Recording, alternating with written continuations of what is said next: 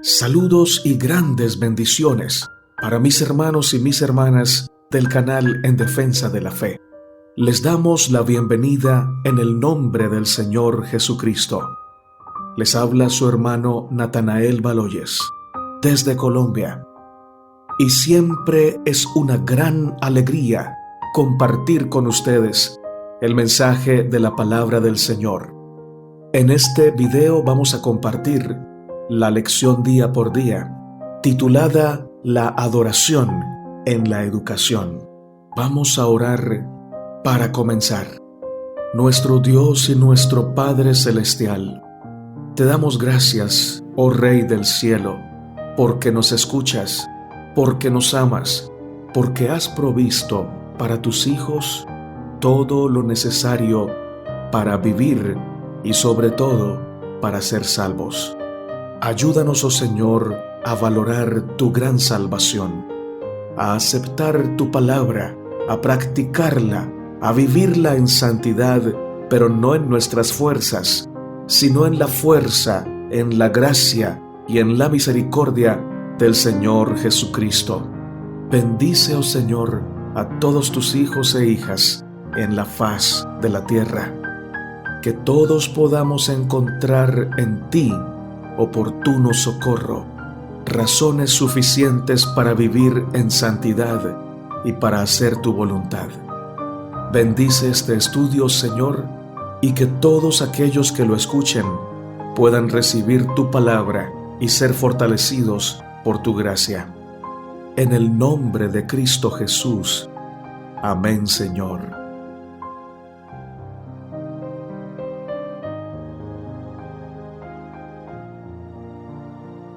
Lección para el día sábado.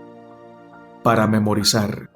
Dad a Jehová la honra debida a su nombre. Traed ofrenda y venid delante de él. Postraos delante de Jehová en la hermosura de la santidad. Primero de Crónicas 16:29. Nuestro primer alimento de vida, nuestra naturaleza, nuestro ser entero provino del amoroso Creador. Sin su aliento y la instauración de los millones de códigos genéticos en nosotros, jamás hubiésemos llegado a ser tan siquiera una célula. A pesar de la entrada del virus del pecado, las leyes del diseño establecidas en toda la creación aún hoy proclaman armonía y equilibrio perfecto en todo el cosmos.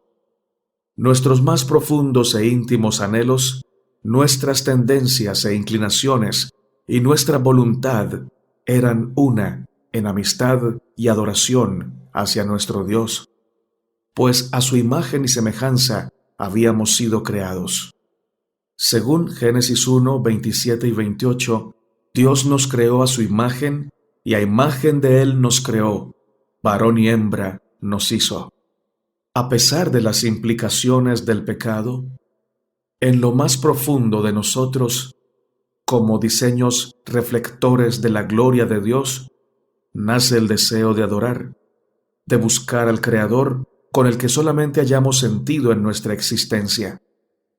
Un dicho popular cristiano dice: como humanos tenemos un vacío infinito del tamaño de Dios en nuestro corazón, que tan solo buscándole a Él, adorándole a Él, recibiéndole a Él, puede ser llenado.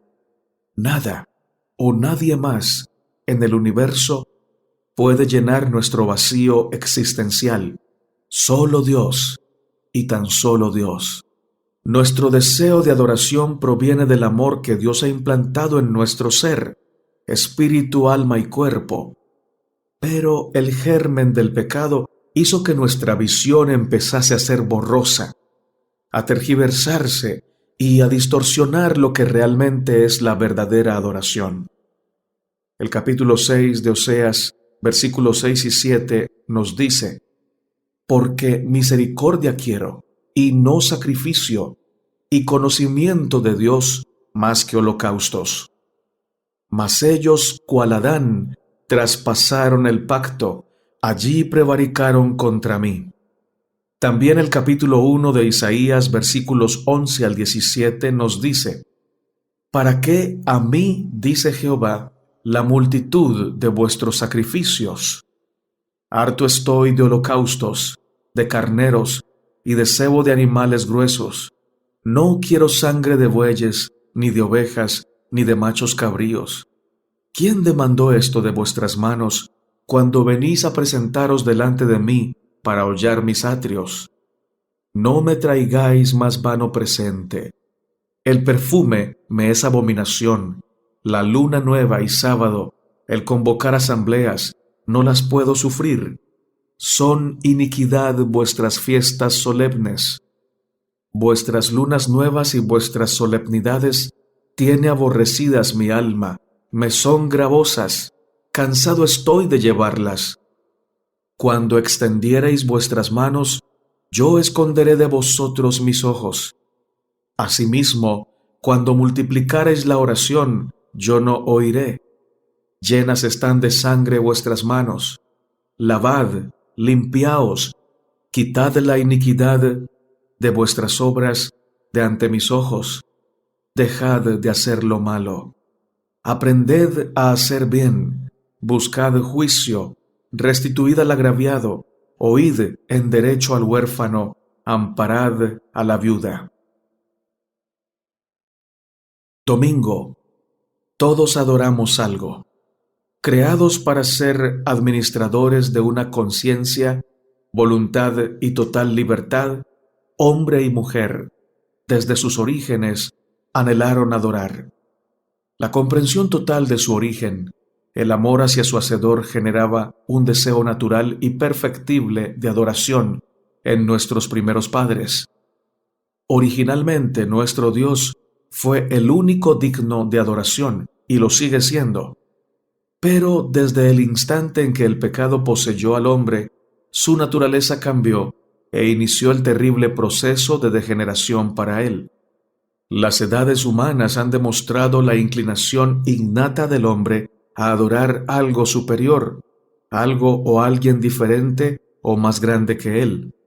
Pinturas rupestres, pictografías, escrituras cuneiformes, registros de lenguajes y tradiciones orales en todo el mundo, hasta nuestras manifestaciones espirituales actuales, son testigos y confirmación que en todas las culturas del mundo siempre ha existido la adoración, es decir, el hombre siempre busca adorar algo mayor a él, quizá por su temor a la muerte, por su miedo a no seguir existiendo, por su deseo de saber qué hay más allá y que ese Dios lo guíe después de esta vida.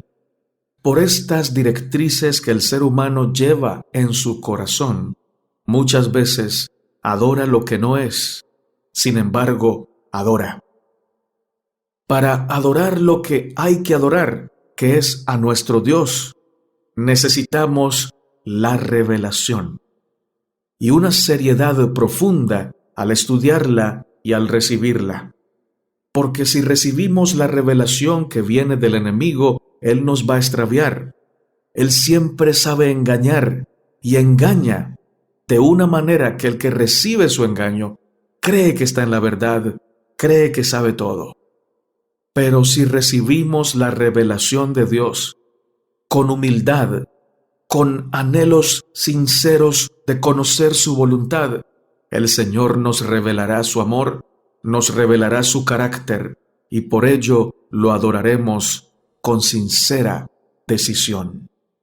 Actualmente, para un grupo de la población mundial cristiana, adorar imágenes sigue siendo natural, como en el tiempo de Israel en el Antiguo Testamento.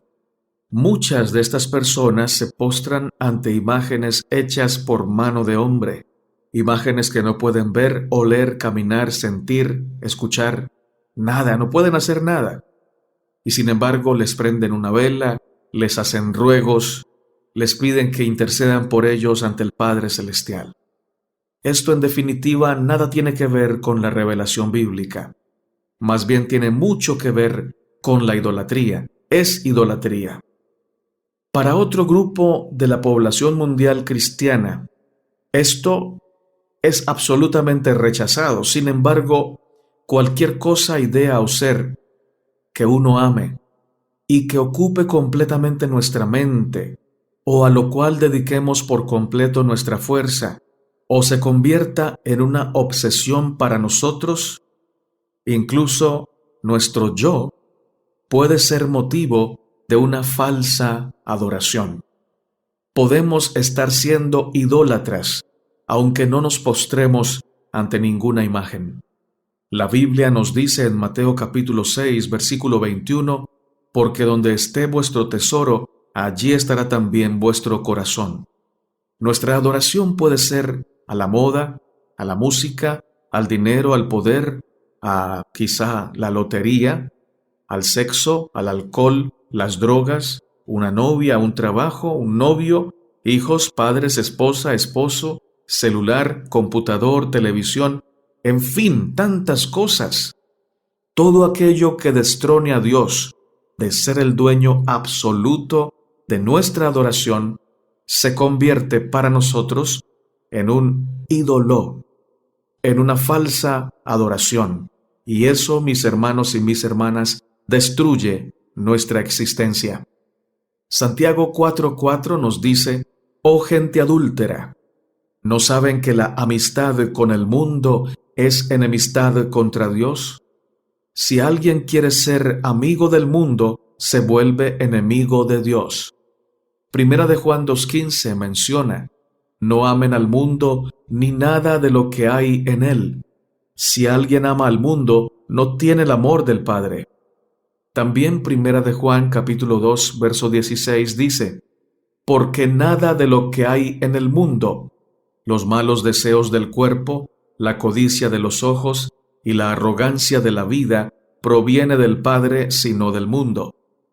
Cuando analizamos la historia de Sadrach, Mesach y Abednego, o mejor, Ananías, Misael y Azarías, comprendemos la profundidad del significado de la verdadera adoración. Su Dios, el verdadero Dios, el Dios de Israel, no era solamente la parte más importante en sus vidas. Él mismo era su vida. Vivían por Él, para Él y en Él. Vivían preparados y dispuestos a adorar solamente a Dios, e incluso a pesar de tener que enfrentar la muerte. El inicio y razón del conflicto cósmico, desde los orígenes del mundo hasta el fin de los tiempos, siempre fue y será la adoración al único y verdadero Dios. Muchos creemos que el mundo está dividido en millones de pensamientos y creencias, pero en realidad el mundo entero está dividido solamente en dos grupos: aquellos que adoran a Dios y guardan sus mandamientos, y los que no. Sabiendo entonces que la adoración es prácticamente el todo del ser humano, debemos comprender cuál es la verdadera adoración, cómo se adora verdaderamente y quién es el único digno de toda nuestra adoración, devoción y de todo nuestro amor. El Señor Jesucristo dijo en Mateo 10:37: «El que ama a padre o a madre más que a mí, no es digno de mí, y el que ama a hijo o a hija más que a mí, no es digno de mí». Nada puede estar por encima del amor y adoración hacia nuestro Dios. Todos comprendemos que estamos viviendo las últimas escenas en este mundo de pecado. Por tanto, en la educación cristiana, lo más urgente e importante es la profundización máxima en lo que significa la verdadera adoración. Los verdaderos y falsos adoradores son los dos grupos en los que siempre se ha dividido la humanidad: Sed y Caín, y sus simientes hasta hoy. Para nuestros días, el Señor Jesús presenta el cuadro que representa a aquellos que estarán con Él para conocer su voluntad y hacerla, a diferencia de los que no están con Él, en el libro de Mateo 7, 21 al 23. Para nuestros días el Señor nos muestra el cuadro que representa a aquellos que estarán con Él para conocerlo y hacer su voluntad, a diferencia de los que no van a estar con Él y que no hacen su voluntad.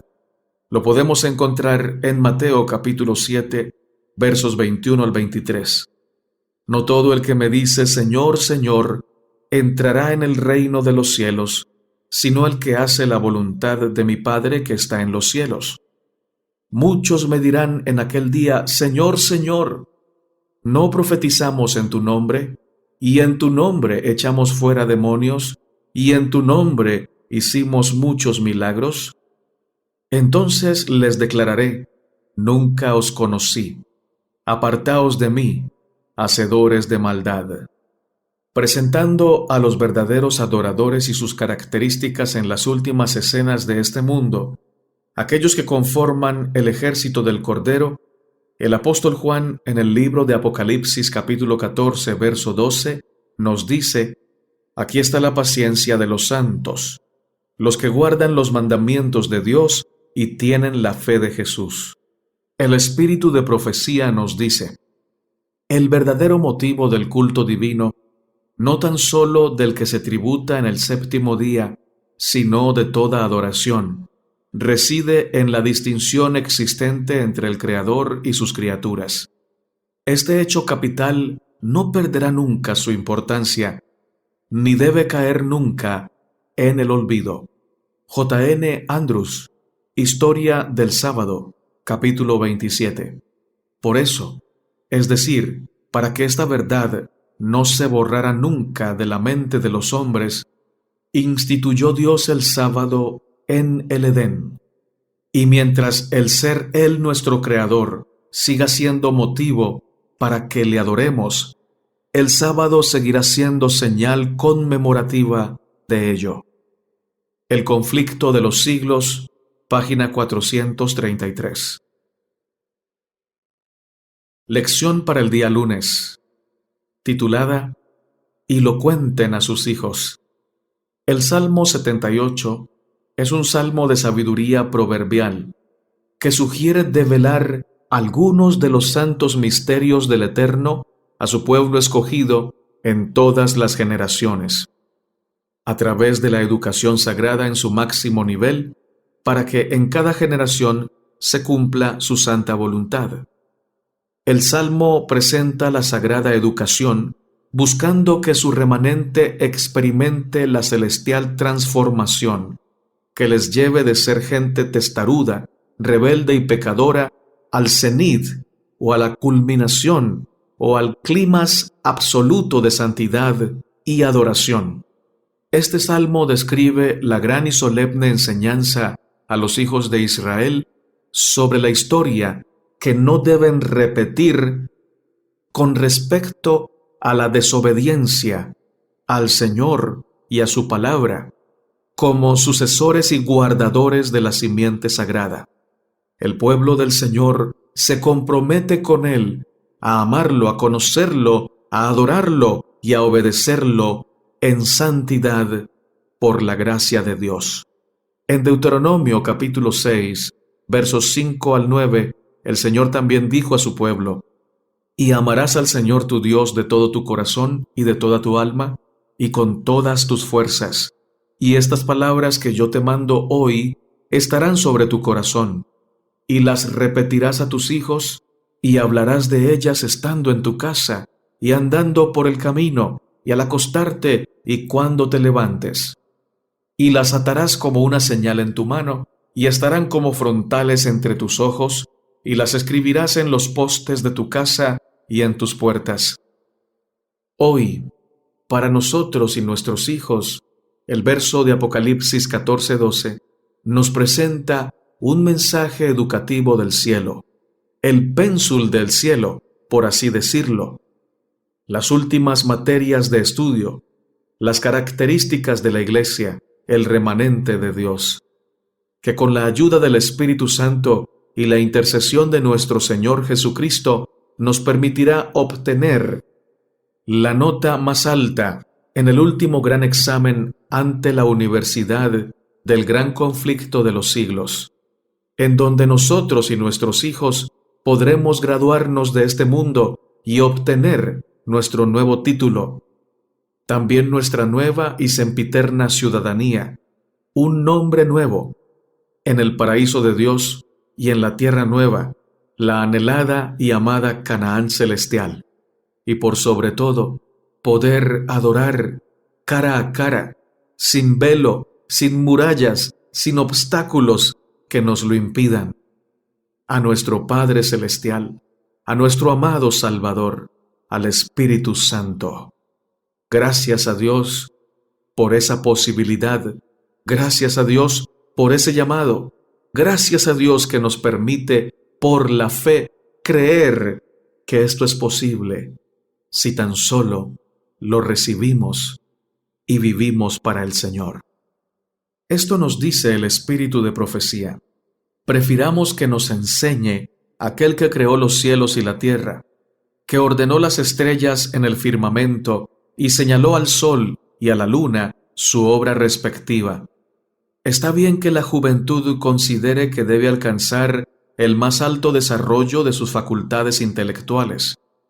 No queremos poner límites a la educación que Dios ha hecho ilimitada, pero de nada nos sirve lo que logramos si no lo empleamos para honra de Dios y beneficio de la humanidad.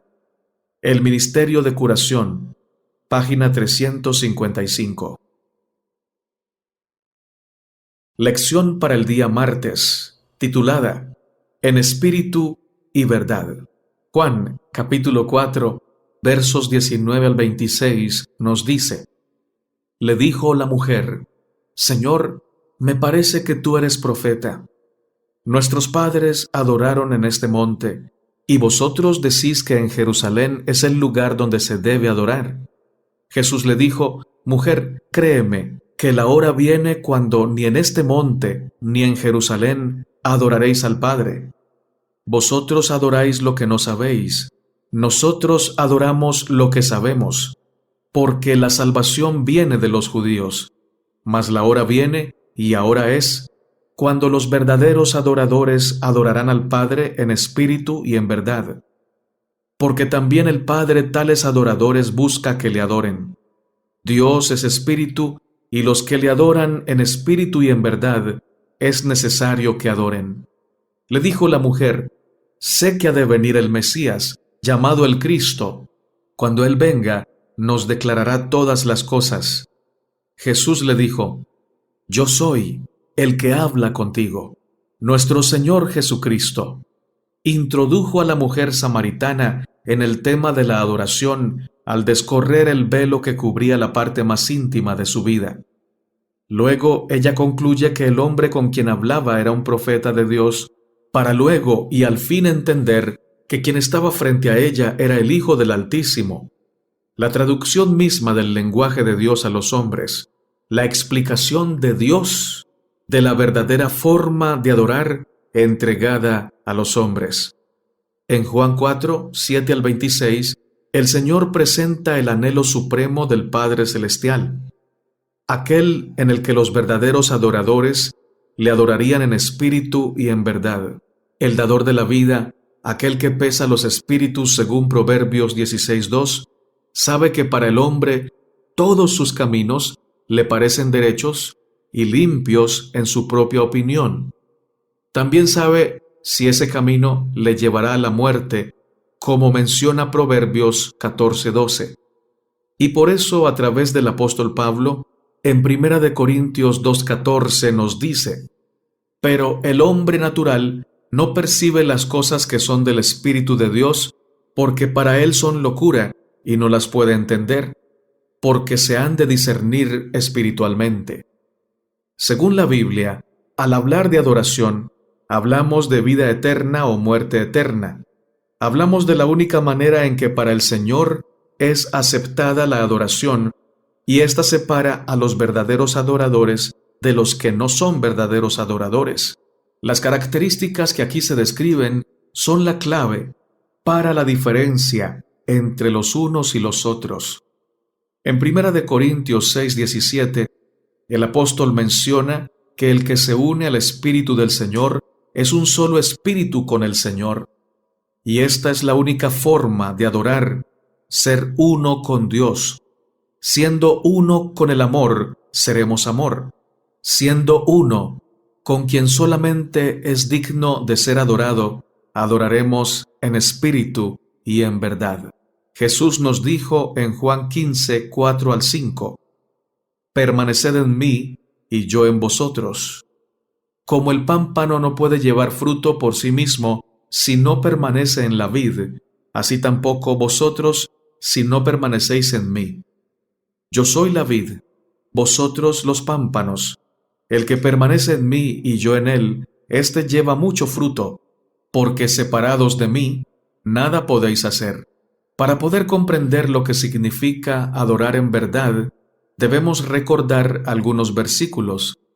El Señor Jesús dijo en Juan 8:32, hablando de sí mismo, y también de la voluntad correcta de adoración al Padre, y conoceréis la verdad, y la verdad os hará libres. Para tener acceso al misterio de la verdad que es Cristo Jesús, debemos ser uno en espíritu con Dios, y su Espíritu hará su obra en nosotros. El Señor Jesús dijo clara y enfáticamente en Juan 16, 13 al 15, pero cuando venga el Espíritu de verdad, Él os guiará a toda la verdad, porque no hablará por su propia cuenta, sino que hablará todo lo que oyere, y os hará saber las cosas que habrán de venir. Él me glorificará, porque tomará de lo mío y os lo hará saber. Todo lo que tiene el Padre es mío. Por eso dije que tomará de lo mío y os lo hará saber. En otras palabras, adorar en espíritu y en verdad es adorar al Señor, es obedecer al Señor, es rendir nuestro ser al Señor en el contexto de la palabra de Dios, bajo las especificaciones que el Espíritu Santo ha dejado en la revelación. No salirnos ni torcer a derecha ni a izquierda, andar en el centro, andar en el camino, andar en el ejemplo que es Cristo el Señor, y con la fuerza, con el poder, con la sabiduría que proviene de la dirección interna del Espíritu Santo en nuestro corazón. El espíritu de profecía nos dice, Espíritu de verdad es el nombre que se da al Consolador. Su obra consiste en definir y mantener la verdad. Primero habita en el corazón, como el Espíritu de verdad. De este modo, llega a ser el Consolador. En la verdad hay tranquilidad y paz, lo cual no se puede hallar en el error. Satanás conquista el poder sobre la mente a través de falsas teorías y tradiciones. El enemigo logra desfigurar el carácter e imponer la adopción de falsas normas. Mediante las Escrituras, el Espíritu Santo habla a la mente e imprime la verdad en el corazón. De este modo expone el error y lo expulsa del creyente. Por el Espíritu de verdad, obrando por intermedio de la palabra de Dios, Cristo une a los suyos a sí mismo. Miércoles, la hermosura de la santidad. Primero de Crónicas 16:29 dice, Dad a Jehová la honra debida a su nombre. Traed ofrenda y venid delante de él. Postraos delante de Jehová en la hermosura de la santidad. ¿La hermosura de la santidad? ¿Qué podría significar esa palabra?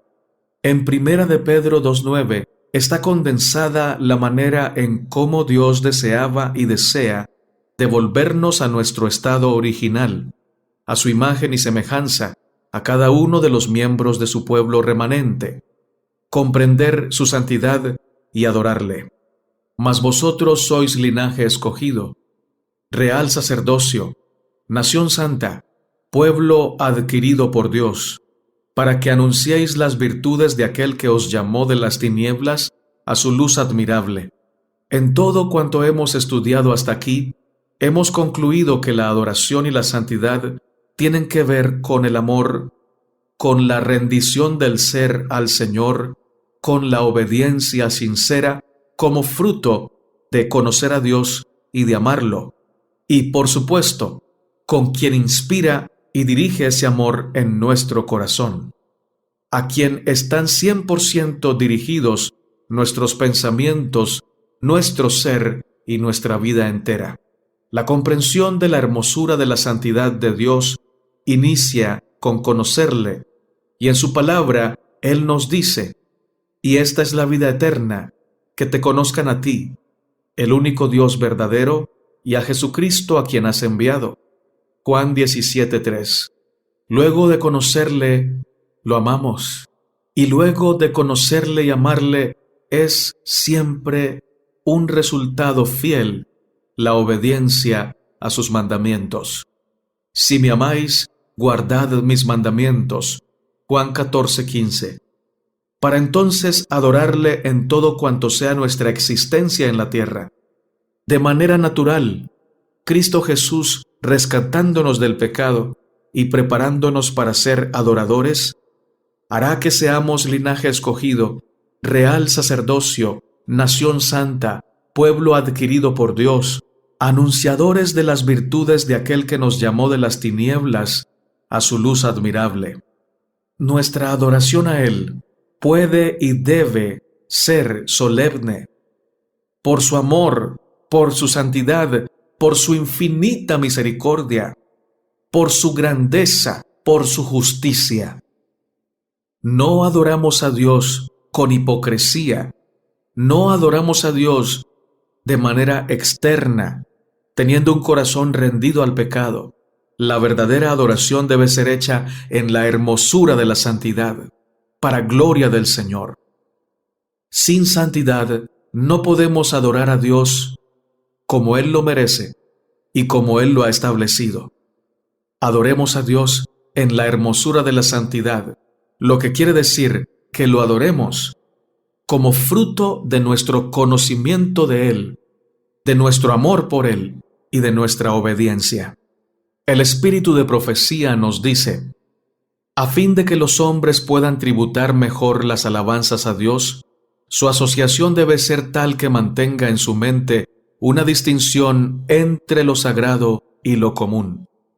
Los que tienen ideas amplias, pensamientos y aspiraciones nobles, son los que sostienen entre sí relaciones que fortalecen todos los pensamientos de las cosas divinas. Felices son los que tienen un santuario, sea alto o humilde, en la ciudad o entre las escarpadas cuevas de la montaña, en la humilde choza o en el desierto. Si es lo mejor que pueden obtener para el Maestro, Él santificará ese lugar con su presencia y será santo para el Señor de los ejércitos. Testimonios para la Iglesia, tomo 5, página 464. Lección para el día jueves, titulada La idolatría en la educación. Vamos a leer Marcos capítulo 7, versos 1 al 5. Dice así: Se juntaron a Jesús los fariseos y algunos de los escribas que habían venido de Jerusalén, los cuales, viendo a algunos de los discípulos de Jesús comer pan con manos inmundas, esto es, no lavadas, los condenaban. Porque los fariseos y todos los judíos, aferrándose a la tradición de los ancianos, si muchas veces no se lavan las manos, no comen. Y volviendo de la plaza, si no se lavan, no comen. Y otras muchas cosas hay que tomaron para guardar, como los lavamientos de los vasos de beber, y de los jarros, y de los utensilios de metal, y de los lechos. Le preguntaron pues los fariseos y los escribas: ¿por qué tus discípulos no andan conforme a la tradición de los ancianos, sino que comen pan con manos inmundas? Gálatas 1, 8 al 10 dice: Mas si aún nosotros o un ángel del cielo os anunciare otro evangelio diferente del que os hemos anunciado, sea anatema. Como antes hemos dicho, también ahora lo repito: si alguno os predica diferente evangelio del que habéis recibido, sea anatema. Pues, ¿busco ahora el favor de los hombres o el de Dios? ¿O trato de agradar a los hombres? Pues si todavía agradara a los hombres, no sería siervo de Cristo. Existe una diferencia infinita entre religiosidad y espiritualidad. Aparentemente son lo mismo, pero en esencia son conceptos completamente opuestos. Nuestro Señor Jesús dijo a Satanás: escrito está, no solo de pan vivirá el hombre, sino de toda palabra que sale de la boca de Dios. Mateo 4:4. Todo aquello que no provenga de la boca de Dios o contradiga los dichos de Dios es idolatría, fuego extraño o falsa adoración. En la educación cristiana priman el amor y la obediencia. La idolatría incluso podría parecer verdadera adoración, pero contradice por completo la voluntad del Señor. Por ejemplo, el contraste entre Caín y Abel, y la manifestación idolátrica o la falsa adoración que vemos en Génesis 4, verso 3, el cual nos dice: y aconteció andando el tiempo que Caín trajo del fruto de la tierra una ofrenda a Jehová, y Abel trajo también de los primogénitos de sus ovejas, de lo más gordo de ellas, y miró Jehová con agrado a Abel y a su ofrenda. Pero no miró con agrado a Caín y a la ofrenda suya. Y se ensañó Caín en gran manera, y decayó su semblante. Es claro que Abel hizo la voluntad del Señor, adoró al seguir los designios de la boca de Dios. Los padres de Caín y Abel sabían claramente que el Cordero simbolizaba al Salvador del mundo, muriendo por ellos para salvarles, y que un día Él nacería para cumplir su propósito. Sería el verdadero Cordero en expiación de los pecados del mundo entero. Sabían que una fruta u otro animal jamás podrían simbolizar o representar a Cristo Jesús, y habían transmitido dicho conocimiento a sus hijos. Por supuesto, también Caín conocía esto. Caín lo conocía perfectamente. Caín sabía perfectamente el mandamiento del Señor, pero hizo según su capricho lo que era para él supuesta adoración.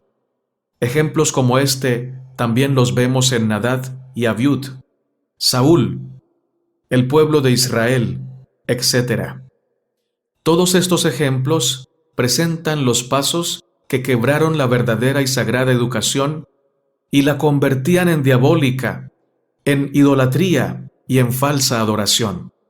Podríamos definir como idolatría hoy en día toda idea práctica o tendencia que esté fuera de los parámetros bíblicos de la verdadera adoración, y que probados a la luz de la palabra no cumplan con los dichos del Señor. Isaías 8:20 nos dice: a la ley y al testimonio, si no dijeren conforme a esto, es porque no les ha amanecido. Hechos 5:29 nos dice: es necesario obedecer a Dios antes que a los hombres. Cuando obedecemos a los hombres antes que a Dios, esto, mis hermanos, es idolatría. Y recordemos que nosotros también somos hombres, lo que quiere decir que cuando ponemos nuestro concepto, nuestro deseo o nuestra interpretación privada por encima de la palabra de Dios, estamos incurriendo en idolatría. El espíritu de profecía nos dice: no deben rebajarse las normas en cuanto a lo que constituye la verdadera educación. Deben elevarse muy por encima de donde ahora están. No son los hombres aquellos a quienes hemos de exaltar y adorar. Es a Dios, el único Dios verdadero y viviente, a quien debemos nuestro culto y reverencia. El Evangelismo, página 102. Lección para el día viernes, para estudiar y meditar. El Salmo 19, verso 12 dice: ¿alguien podrá discernir sus propios errores? Líbrame de los que me son ocultos. Todo aquello que provenga de nuestra invención, sin estar conectado a la providencia, para Dios es como lo describe Isaías 64:6. Todos nosotros somos como el inmundo, y como trapo de inmundicia todas nuestras obras justas. Todos nos marchitamos como una hoja, y nuestras iniquidades, como el viento, nos arrastran. La muerte del Señor Jesús en la cruz es el máximo argumento y motivo máximo por el cual amar a nuestro Dios. El que Él se hubiese dado sin reservas por nuestro rescate es lo único y más elevado que puede llevarnos a amarle, pues Él nos amó primero y desde antes de la fundación del mundo. Puede ser que nos preguntemos si puede existir verdadera adoración sin la unión de las siguientes características: espíritu y verdad. El mismo Señor presenta la respuesta a la pregunta en Juan 4:24. Dios es espíritu, y los que lo adoran en espíritu y en verdad es necesario que adoren. No existe adoración sin estas dos características en los verdaderos adoradores. Sin estas dos características, no existe verdadera educación. Si alguien dice que adora a Dios, pero no lo adora guiado por el Espíritu Santo, se va a notar porque lo adora en desobediencia, aun cuando sabe y conoce los mandamientos de Dios, se pone en contra de ellos, o dice que ya no están vigentes, o decide no guardarlos. Esto, mis hermanos, es una falsa adoración, porque no está ceñida a como lo dice Dios en su santa palabra. Que el Dios del cielo nos ayude, nos fortalezca, nos guíe, nos bendiga de tal manera que podamos tener un corazón y una mente y un cuerpo dispuestos a servirle, a obedecerle, no según los dictados de nuestra conciencia humana, no según nuestros anhelos, no según la tradición del hombre, sino según lo dice en su palabra y con el amor que Él ponga en nuestro corazón. Oremos para terminar. Dios de Abraham, Dios de Isaac y de Israel, bendito, alabado y exaltado sea tu nombre para siempre. Gracias, Señor, porque con tu palabra nos reprendes, nos instruyes y nos conduces por el sendero de la verdad. Gracias porque en las ocasiones que hemos casi abandonado el camino, tú has buscado nuestra vida, nos has alcanzado, nos has mostrado la verdad y has tocado nuestro ser para que te obedezcamos, para que volvamos nuestros pasos a caminar por la senda estrecha. Claro, no en nuestra fuerza, sino por tu gracia. Señor, no somos nada sin ti. Señor, tenemos sed del agua viva que viene de tu corazón.